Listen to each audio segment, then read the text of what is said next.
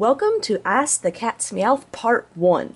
So when I posted the video, I did not expect to be getting nearly as many good questions in. I figured I'd get lots of bleh questions in, but so far I have a list of 42 questions. Some of them are just fun, but what I would still consider good questions that I wanted to answer. So I decided that for now I'm going to do 10 questions per video because I don't really want to rush through them, and I figure if you guys took the time to come up with them, I could take the time to answer them. Right now I'm just going to do this just showing my normal background as the channel, so there's not going to be anything to actually watch. It's just me talking. This will make it easier for me to go back in and edit rather than me having something in the background or showing my face. So it's really just trying to make life easier on me right now by not having to edit things out. Well, I'll still be editing things out, but you won't be able to tell because your background stays the same. So here we go with question number 1. When did you first get into Pokemon? So I had my dad to thank for getting me into Pokemon, something that for quite a long time my mom just really laid into him about. She was not really crazy that I had this Pokemon addiction, and yeah, blame my dad, which is quite reasonable. So basically what happened was roughly in the spring of year 2000, we were going out to eat. We had some family friends in town, and when we got out of the car, my dad saw something on the ground in the parking lot. And you know how your parents tell you, you see something on the ground, don't pick it up, leave it there. Well, my dad doesn't do that. So he stoops over, picks it up, and it's a Pokemon card, specifically a Venonat from the Jungle set. He thinks it's pretty cool. My dad collected baseball cards for so many years, so, he may even say it was this attraction to a card. But he picks up the card, finds he has no idea what it is, and but it still looks kind of interesting, and says, "Here, Catherine, what do you think of it? Do you know what this is?" I knew it was a Pokemon card, but didn't really know anything else about it. I knew some friends of mine that played the game, the video games, and had some of the cards, but that was about it. So that was the big step. That Jungle Venonat card just kind of hung around the house for so long that I decided I thought it was kind of cool. And I was subscribing to Nintendo Power, and so I was reading about Pokemon video games and all this stuff, and I ended up getting my dad to buy me a Pokemon video game as a bribery to go on this long road trip with him. And he bought me the Pokemon trading card game. And when he bought me that game, that was it. I was hooked. I played that game, played it so much, beat it. And as soon as I got home, I wanted the cards. I wanted the real thing. And that's how it all got started. Question number 2. What are your thoughts on PSA grading? So PSA is, I believe they stand for the Professional Sports Authority, and while I don't know much about their company as a whole, they pretty much have set the standard for the community as far as all cards go on what makes a mint condition card, what makes a good condition card. They have a numerical system. You send them cards, you pay, I don't know what the fee is, but you pay a fee, and you get it back in this fancy little case, this plastic case that seals it there for pretty much forever. I hear they're really difficult to open up, and it gives you a score. PSA grading automatically increases the value of all your cards because it tells the person exactly what the condition is, and it's not something that, well, I feel it's in mint condition, I feel it's in good condition, and you have all these different other standards running around. Personally, I do not use PSA. I don't use any grading system out there. I feel very comfortable with my collection as a whole, looking through my collection and comparing it to PSA cards and being able to say that's a good condition card, that's a mint condition card.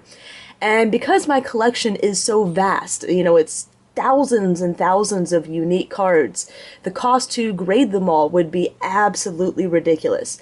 And it's pretty much for the cost reason that I don't PSA grade. I'm very particular about the way that I store my cards in binders and pages, and to have certain cards PSA graded and certain cards not, maybe it's maybe an OCD thing, but I like them all to be the same. So that's why I don't use PSA, but for the most part, it does increase the value of a card, and very, very highly trustworthy company.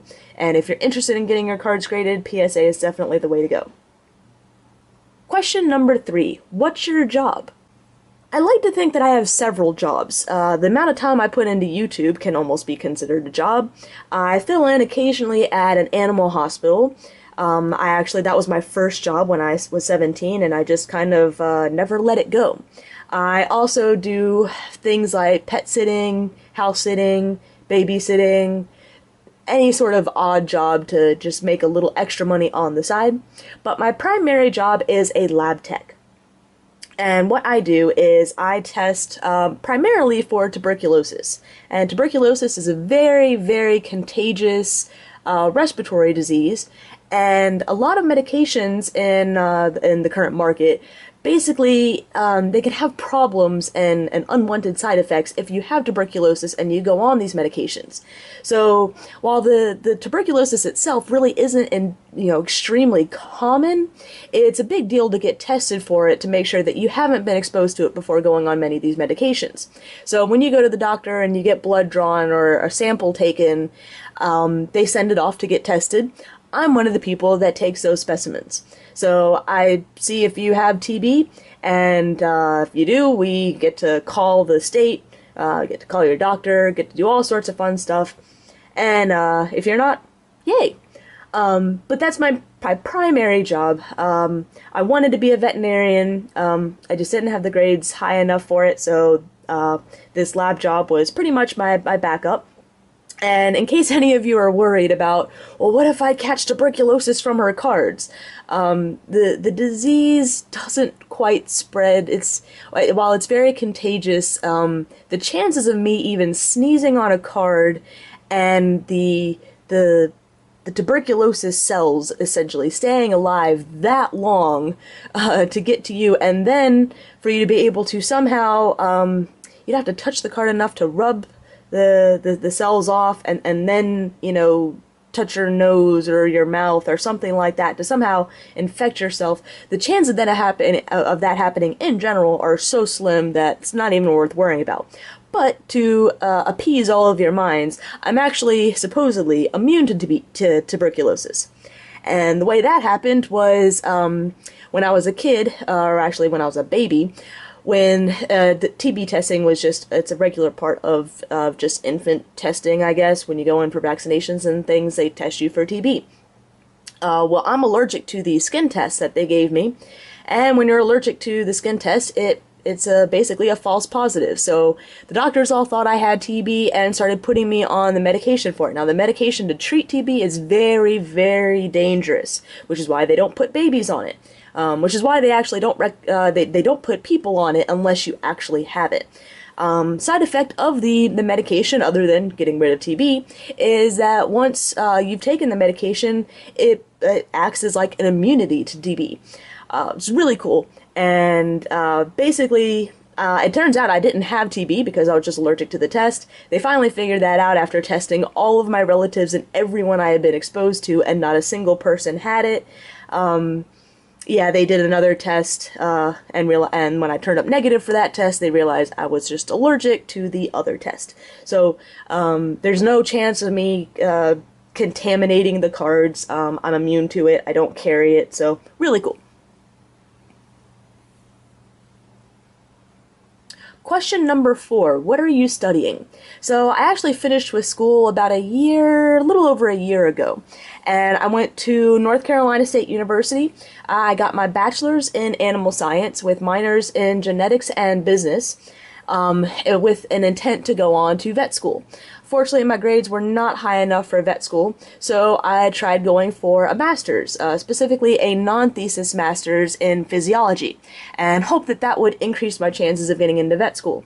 Well, again, my grades kind of stopped me on that, and I ended up, so I could graduate a little earlier than anticipated, when I realized that I wasn't going to be able to pull out the 4.0 GPA that I really needed. I transferred from physiology to zoology, which was basically when you have graduate degrees, The programs are really, really wide open. As long as you meet some just core requirements, the other classes are pretty much wide open. So I like to think that my master's is mostly in physiology, but it's got the title of zoology just so I could graduate early. But it's pretty much a master's of science, so it's all science courses and all sorts of fun stuff like that.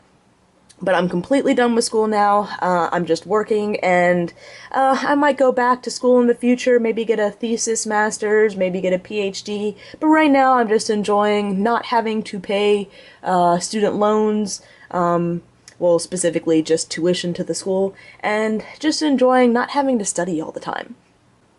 Question number 5. What made you start YouTube? So when I got back into collecting, I was trading mostly on trade cards online, and I ran into one user that wanted to actually see the card, see the condition of the card. And I said, well, I mean, I could give you my email address and send you pictures. And they said, well, why don't you just make a YouTube video of it? So I just made up a YouTube name, Computer3NCSU, which was just was pretty much my email address without the @ symbol, and threw up a video with the card on it. Funny enough, that trade never went through.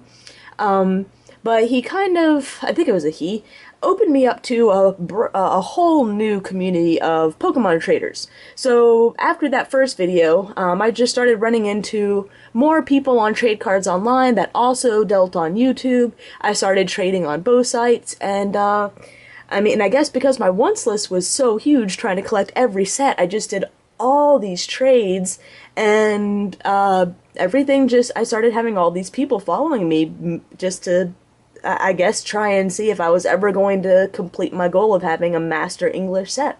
So that's pretty much my YouTube origins. Question number 6. How do you afford all your cards? So this is a very good question. Pokemon's a very expensive hobby, especially if you want to be a collector and a player. You're talking about multiple versions of cards, keeping your collection separate from your deck cards to keep everything in mint condition, and then you're talking gas and postage expenses, and it's not cheap. So basically, what I attribute being able to afford Pokemon is sticking to a budget, coming up with a maximum amount that you're willing to spend on Pokemon a month, and sticking to it. If I would sometimes make deals with myself that if I went under on this month, I would be able to carry over the money the next month, to be able to save up for a booster box or something like that. But basically, I am very good at making a budget and sticking to it, and working my butt off to come up with any shortcomings. So I actually graduated from college with my master's completely debt-free. And I did that with the help of some scholarships, but mostly by working 2 to 3 jobs pretty much my entire way through college. So I was always able to pay for tuition, didn't have to take out any student loans, didn't have to pay interest. And so once I graduated and everything was paid off, suddenly realized that my paychecks didn't have to just go and sit in the bank. So I was able to, I had a lot more money, I was able to do that big booster opening, and I've kept track of every penny that I've spent on Pokemon. So now I'm trying to kind of whittle away the amount that I've spent on it throughout the years, looking at buying property and that sort of thing. But basically the answer is making a budget, sticking to it, and being willing and able to work as much as you possibly can to be able to pay for it. If this means you only get a few hours of sleep and you're working from the time you get up in the morning till the time you go to bed at night, I feel like, and at least when I was in school, that was a sacrifice that I was willing to make for quite a bit of the time in order to be able to enjoy something as well as, keep up on my bills. So personal choice. I know a lot of people certainly don't want to do that. You do have to give up some things. I definitely didn't go to the movies as much and, things like that, party as much. But there's ways to make room for everything if you're willing to work hard for it. So that's pretty much that. And on to question number 7. Have you heard of Minecraft, and do you play it? So I have definitely heard of Minecraft and intentionally never played it. So from my understanding from some videos that I've watched and things like that, Minecraft is essentially virtual Legos. well, I'd say Virtual Legos meets The Sims. It's a game with no true goal. You pretty much make up your own goals. You do whatever you want, and the Lego aspect just you build whatever you want. Yeah.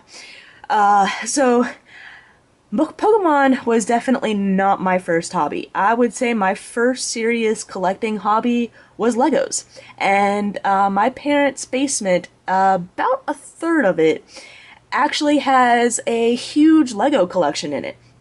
Now, as something I actually want to do in the future is make a Lego channel for my Lego collection. So my only reason why I haven't started this up yet is I don't know what to name it. I'd like it to kind of be related to Pokemon, you know, TheCatsMeowth plays Legos or something like that. And I would love to have your suggestions if you have any suggestions as far as what to do. But basically, because of my love for Legos, that, you know, has kind of been put on the back burner since Pokemon's kind of taken over for a while. I really don't want to get into Minecraft because I'm afraid that Minecraft is just going to take up so much of my time that it's going to take away from Pokemon, going to take away from my life. So that's the reason why I don't play it right now. But maybe in the future I'll be brave and give it a try and hopefully won't get addicted to it. Question number 8. Do you like pie? How about cake? Cheesecake? Pastries? I chose to answer this question just because I laughed so hard when I read it. So yes, I love them all. Cheesecake in particular is one of my favorite desserts. I have a huge sweet tooth, and I will eat pretty much anything sweet in sight. The only thing I can think of that's sweet that I don't like are mint flavored candies and dark chocolate. Other than that, if it's sweet, chances are I'll probably eat it, which I think is well, it's funny because if you look at some of my videos, and I don't have many videos where you can see all of me, maybe some of my nationals videos kind of show me standing up, but I am very skinny. I've actually been underweight most of my life. I have to eat roughly 2 to 3 times what normal people eat just to be able to maintain an average weight. If for whatever reason I eat a normal diet and don't have this huge caloric intake, I start to drift into that underweight category. So desserts is definitely a way to get that extra all those extra calories into me. At one of my jobs, the vet hospital, we would often get clients that would, you know, bring us sweet things to eat as extra thank yous for taking such good care of their pets. And whenever we had leftovers at the end of the day, and, you know, we were trying to clear it out before things went stale, I was always the person that they went to. They're like, oh, give it to Catherine, she's so skinny, maybe we'll fatten her up. It never worked, but I certainly didn't object to them trying. Question number 9. You're one of the only women in a primarily male-dominated community. Does your being female help or hinder your channel, or would you say the content provided has more say than anything else? So I'd like to say, start this off with, I think the content is why people come to my channel. I don't think being a girl really has much to do with it, although I have noticed that sometimes girls have more of a following on YouTube. Maybe something soothing about the sounds of our voices, maybe it's just the way we come across. I'm not quite sure what that is. I just noticed that online, there seems to be a good number of collectors and traders that are female and get a lot of attention.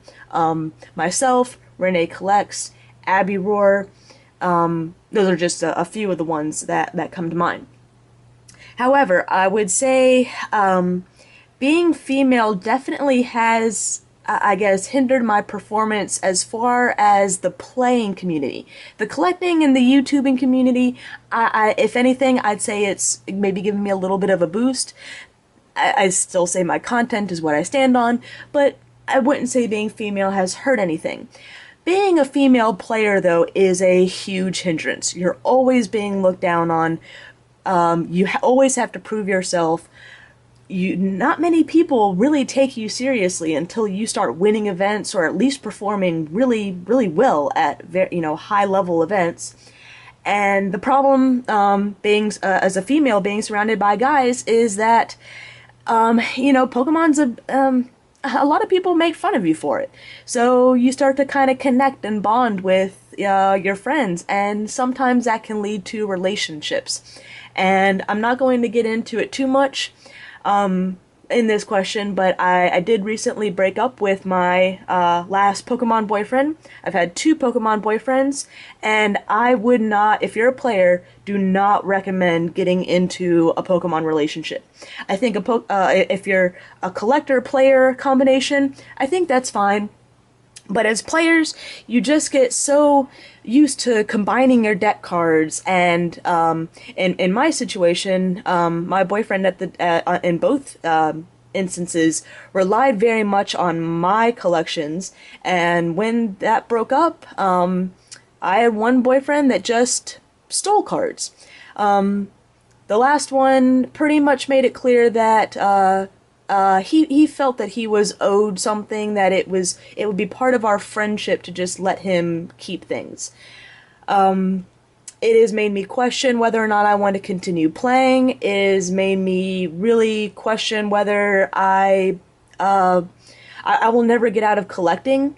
But if I were to continue playing, I've just considered just being a local player, and not traveling to the big events and nationals and regionals and all that stuff, which really saddens me to a point. But at the same time, I don't risk losing things, and there's other things I lost in the relationship that I still hope to get back. But for now, I'm at a deficit, and I have Pokemon to blame for that. Pokemon was the bonding mark and what made you trust the other person, and I fell for it and I got screwed by it. So I'm not saying everyone should follow that train of thought. If you get into Pokemon together, hey, that's great. But as far as meeting someone in Pokemon, and if a breakup happens, you still have to see that person. It just makes it so much more difficult.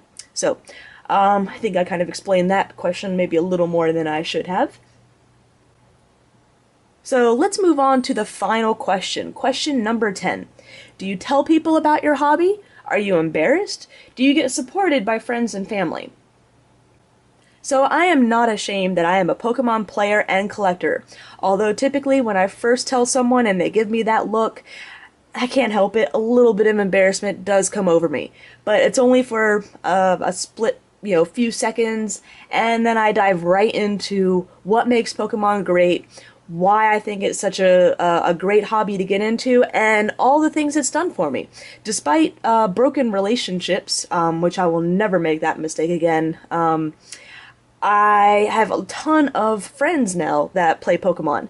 And one thing that you learn after you graduate college is that people move to different states, different cities, and your friendships start to become more of an online-based friendship.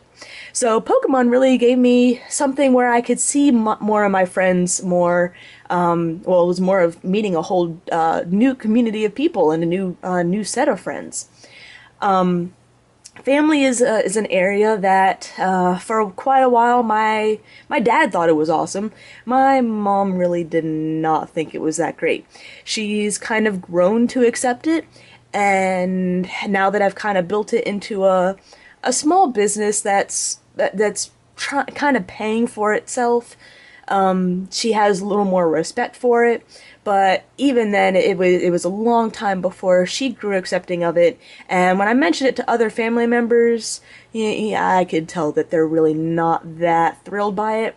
Co-workers are a big thing. I still get picked on about it from time to time from various co-workers. Although my co-workers aren't really the coolest folks anyways. We're all lab tech, so they're video gamers and they're Star Wars fans, and they go to conventions and things like that. So it's really not too hard. They pick on me for playing Pokemon. I pick on them for just general other nerdy activities, and we all have a good laugh about it in the end. For those people out there that actually get bullied over Pokemon, I do understand that with when you're younger, I'm older. I can stand up for myself, and take the insults as they may come and just deal with them. But I know being younger, that's a lot harder to get to deal with. And that's the reason why when I was younger, I didn't play the game, and I didn't have friends that played Pokemon, and I didn't express my love of Pokemon, and that's why I got out of it. I wasn't strong enough then to be able to do it. So, and I was also a really shy, nervous, nerdy kid, so that didn't help things. But for those of you that do get bullied, stand up for yourself. If you get picked on, don't worry about it. They're not worth it. You'll get once you get into high school, you'll understand that your real friends will accept you for who you are, and anyone else just is not worth your time. So there's all sorts of good things that you can say about Pokemon, all the cool people that you've met. If you play the game, and even if you're not winning events and winning packs and things, you can talk about all the people that do, and the people that have paid for their college educations on the scholarship money that they've won from Pokemon. There's not that many people out there that have done it, but there are a few, and I think they're worth mentioning. And frankly, I brag about some of those people, even though they're not me. The people that have taken Pokemon and made them into huge businesses that support themselves by playing the game, have funded not only their college education, but the education for their siblings. Just, there's so many benefits of playing Pokemon other than just the social activity that, stand behind it, be proud, and don't be afraid to hide it. So, I think I rambled on long enough, so hopefully everyone's enjoyed part 1 of Ask the Cat's Meowth. I think I'll be uploading part 2 probably next week. We'll just kind of go on and see how this runs. Like I said, right now I think I've got 42 questions, so I've got enough for 3 more parts, plus a little extra. Continue to submit questions. I'm gonna actually post copies of the questions and answers on my website, so that if your question's already been answered, and if you don't want to actually watch the video, you can just go and read about it. So hopefully everyone enjoyed this. Hopefully this isn't an hour-long video, and if you want me to keep this up in the future, I was thinking of maybe making this a yearly thing. I have 4 or 5 parts now, and maybe I'll kick this up again next year and update it. So just let me know what you guys thought and how it worked, and if you enjoyed it. So thanks everyone for watching.